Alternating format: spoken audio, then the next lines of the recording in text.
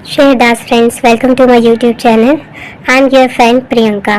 तो जैसा कि मैंने कहा था, हम एक एक कर पब्लिक एडमिनिस्ट्रेशन के थिंकर्स को कंप्लीट करेंगे। तो आज हमारा पहला थिंकर है जो कि है टेलर। तो जो टेलर साहब हैं उन्होंने साइंटिफिक मैनेजमेंट थ्योरी दी थी। कौन सी थ्योरी दी थी? साइंटिफिक मैनेजमेंट थ्योरी दी थी। और जो साइंटिफिक मैनेजमेंट वर्ड है ये लुइस बर्नार्डिस ने दिया था 1910 में, 1910 में। तो साइंटिफिक मैनेजमेंट वर्ड लुइस बर्नार्डिस ने दिया, कब दिया? 1910 में दिया। साइंटिफिक मैनेजमेंट का फादर किसे कहा जाएगा? टेलर को। जो थ्योरी देगा उसी को क्या कहेंगे? उसका फादर कहेंगे। और इन्हीं के नाम से फेमस हो गया टेलरिज्म, है ना। अब इसकी बेसिक थीम क्या थी? इसकी बेसिक थीम ये थी कि मैनेजमेंट क्या है? True science. मैनेजमेंट क्या है? एक साइंस है। साइंस क्या होता है? जहाँ अपन अपने लॉजिक लगाते हैं, अप्लाइड प्रिंसिपल्स होते हैं कुछ, है ना। तो इन्होंने क्या करा, ऑर्गेनाइजेशन को देखा और ऑर्गेनाइजेशन को देखा कि वो क्या जा रही है, सारी लॉस में जा रही है। क्यों लॉस में जा रही है? क्योंकि जो वर्कर्स है वो क्या कर रहे हैं, पर्पसली क्या कर रहे हैं, अपने बिलो एवरेज काम कर रहे हैं। और उस इफेक्ट को उन्होंने उसको नाम क्या दिया उन्होंने? सॉलिडारिंग या स्काइविंग इफेक्ट। जब वर्कर अपनी जानबूझकर जितना काम करना चाहिए उसे कम करते हैं तो उसे हम क्या बोलते हैं? सॉलिडारिंग या स्काइविंग इफेक्ट। जैसे इन्होंने ये देखा, अब ये क्यों हो रहा था? क्योंकि क्या कर रहे थे, उस टाइम के जितने भी वर्कर्स थे वो अनसाइंटिफिक मैनर में काम कर रहे थे, इफिशिएंट बिल्कुल भी नहीं थे। तो इसीलिए टेलर ने बोला कि मैनेजमेंट क्या है? Is a true science. तो इन्होंने 3 चीज़ों पर काम किया। सबसे पहला इनका फोकस था इफिशिएंसी को बढ़ाना, कि कैसे हम इफिशिएंसी बढ़ा सकते हैं। ऐसी प्रिंसिपल लाना जो कि यूनिवर्सल प्रिंसिपल मतलब क्या होते हैं? यूनिवर्सल, हर ऑर्गेनाइजेशन में, चाहे वो घर हो, चाहे वो हॉस्पिटल हो, चाहे वो प्राइवेट सेक्टर हो, चाहे वो पब्लिक सेक्टर हो, सब जगह लागू हो सके। मेंटल रिवॉल्यूशन लाना। मेंटल रिवॉल्यूशन मतलब क्या होता है? जो वर्कर और जो मैनेजमेंट है उन दोनों के बिहेवियर में, एटीट्यूड में चेंज लाना, कि हम दोनों का जो इंटरेस्ट है वो एंटागोनिस्ट नहीं है ना, मतलब कि विपरीत, विरोधाभास नहीं है। हम दोनों क्या है, एक दूसरे के जो हम दोनों का जो इंटरेस्ट है वो सेम ही है ना। अगर हम एक दूसरे के लिए काम करेंगे तो दोनों के इंटरेस्ट क्या होंगे? फुलफिल होंगे। तो इसलिए एटीट्यूड में चेंज लाना और कोऑपरेशन, हार्मनी लाना। तो क्या याद करना है? सबसे पहला साइंटिफिक मैनेजमेंट वर्ड किसने दिया? लुइस बर्नार्डिस ने दिया, 1910 में दिया है। साइंटिफिक मैनेजमेंट थ्योरी टेलर ने दी है, इसलिए एफ.डब्ल्यू. टेलर को क्या बोला जाता है? फादर ऑफ साइंटिफिक मैनेजमेंट कहा जाता है। इन्होंने क्या बोला? मैनेजमेंट क्या है? ट्रू साइंस है ना। फिर इन्होंने 3 चीजों पर फोकस की। क्या क्या? इफिशिएंसी पे फोकस की, मेंटल रिवॉल्यूशन लाना था और यूनिवर्सल प्रिंसिपल। अब इन्होंने यूनिवर्सल प्रिंसिपल की जगह कितने दिए? 4 प्रिंसिपल दिए। पहला बोला कि क्या करेंगे, जो भी हमारा काम होता है ना उसके सारे एलिमेंट को साइंटिफिक तरीके से डेवलप करेंगे। मतलब कि द बेस्ट वे ढूंढेंगे, the best way of tool, of technique, worker, सब कुछ क्या होना चाहिए? सबसे अच्छा होना चाहिए, द बेस्ट आइडिया वगैरह सब कुछ। तो develop a science for each element of men's work. ठीक है, तो हर काम के जितने भी एलिमेंट है उनको क्या करना है? साइंटिफिक मैनेजमेंट की तरह डेवलप करना। अब काम को साइंटिफिकली डेवलप कर लिया, लेकिन उस काम को करेगा कौन? तो कौन करेगा? वर्कर करेंगे। तो साइंटिफिकली सिलेक्ट करो एंड देन ट्रेन करो। ठीक है, साइंटिफिकली सिलेक्ट एंड ट्रेन और डेवलप करो। अब हमने देखा था मेंटल रिवॉल्यूशन लाना है, तो मतलब क्या हुआ? मैनेजमेंट को क्या करना पड़ेगा? कोऑपरेशन करना पड़ेगा। किसके साथ? वर्कर के साथ। तो मैनेजमेंट वर्कर कोऑपरेशन। 4th है equal division of work and responsibility. अच्छा, कोऑपरेशन कब होता है? जब हम काम और रिस्पॉन्सिबिलिटी को क्या करें? बराबर बांट दे तो झगड़े कम होते हैं। तो इसी तरह वर्क एंड रिस्पॉन्सिबिलिटी का डिवीजन। 4 क्या हो गए? डेवलपमेंट करना, science of work for each element of the work. Second, scientifically select करो, ट्रेन करो वर्कर को। Third, management should fully cooperate with worker, management worker को cooperation.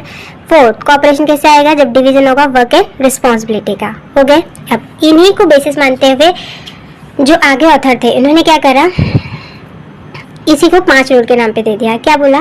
Science not rule of thumb, कि जो भी कुछ काम होगा रूल ऑफ थंब की तरह नहीं करेंगे, साइंस की तरह करेंगे।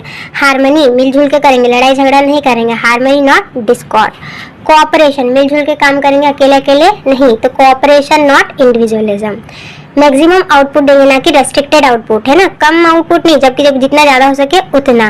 Development of each man to his full potential या फिर ग्रेटेस्ट पोटेंशियल, उसकी डेवलपमेंट करेंगे। ठीक है, फिर है important techniques of scientific management. Important techniques कौन कौन सी हो गई?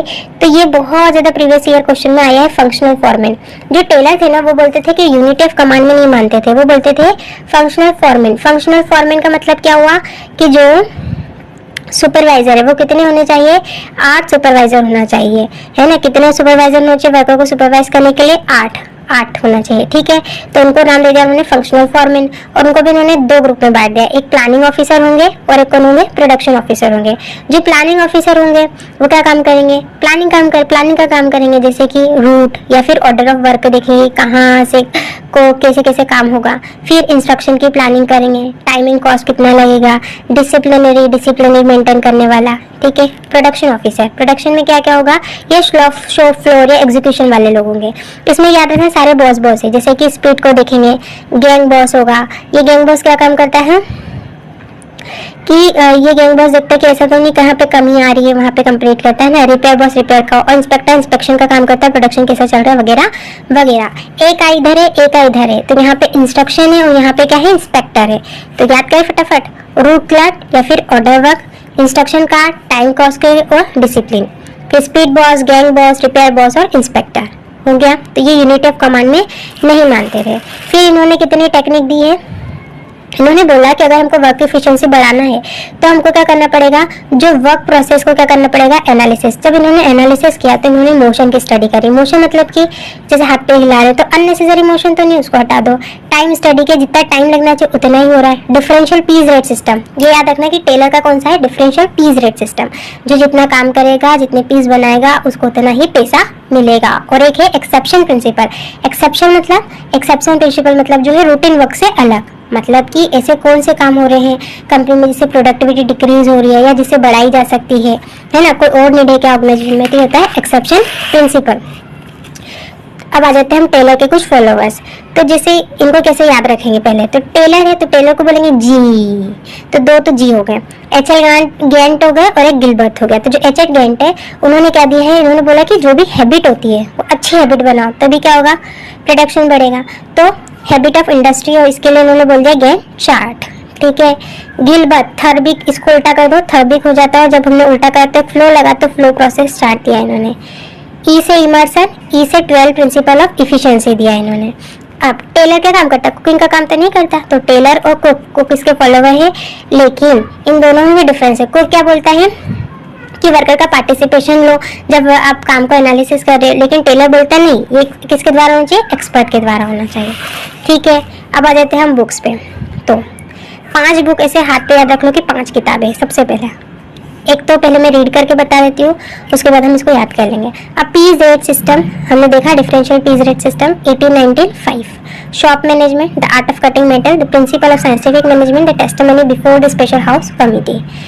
प्रीवियस ईयर क्वेश्चन पेपर में इनको अरेंज करना था ईयर वाइज, तो जब तक आपको इसके ईयर याद नहीं होंगे, आपको पता नहीं होगा कि टेलर ने दिया, कैसे करोगे, है ना। तो हम करते हैं। अब piece rate system, differential piece rate system, Taylor के पास क्या लेके जाते हैं, कपड़े का पीस। आप जब कपड़े का पीस, कोई सा कपड़ा लेके जाते हैं तो कैसे लेके जाते हैं, पूरे 5, है ना। हम पीस प से 5, तो 1895, ठीक है, 1895 हो गया। शॉप मैनेजमेंट, अब टेलर को ऐसे तो बैठा नहीं होगा, उसको कोई दुकान होगी, तो शॉप, अब इसकी शॉप कितनी है, 3, तो 1903। The art of cutting metal, अब कटिंग, टेलर क्या काम करता है, कटिंग का काम करता है, तो उसको बोलेंगे अच्छे से कटिंग करना, तो 1906।